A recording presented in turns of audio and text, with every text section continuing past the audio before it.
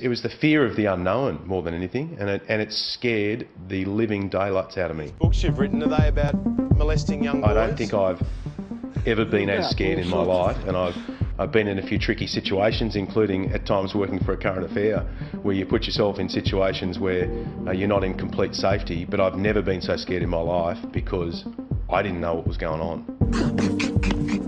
I think it was like a racing inside of my head where I felt like my brain was out of control, and this is now looking back, I had no clue what was going on.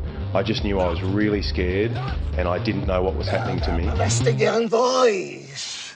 How to do it. And it would have been pretty scary for your parents too, I imagine. Really scary for Mum and Dad. They ended up taking me up to a medical centre, and I remember sitting in there and I remember seeing my dad. I think it was the first time I'd seen a tear in my dad's eye. I remember thinking, and I knew then, well, this is quite serious because Dad looks like he's starting to cry. His parents had just seen their son exposed to the influence of this man, convicted child molester Geoffrey Leonard. Well, I used to describe it to Mum and Dad as being at the top of the escalator. This sounds a bit bizarre, but if you imagine being at the top of the escalator and the steps coming up, and I used to describe it as becoming faster and faster and faster, and I felt like a feeling of impending doom about what was about to come up those escalators. I mean, I'm 38, and the only people with public profile who I've heard in my life Molesting young boys.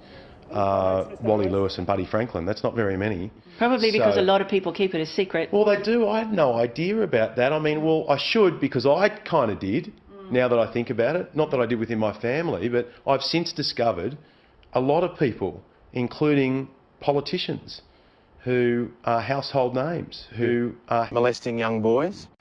And they've contacted me and said, oh mate, I've got it as well. And I said, well, you should come on my radio show and talk about it. And they said, oh no, I've never really talked about it. I think it's great that you're doing this story, to be able to let people know what it is. It's nothing to be afraid of.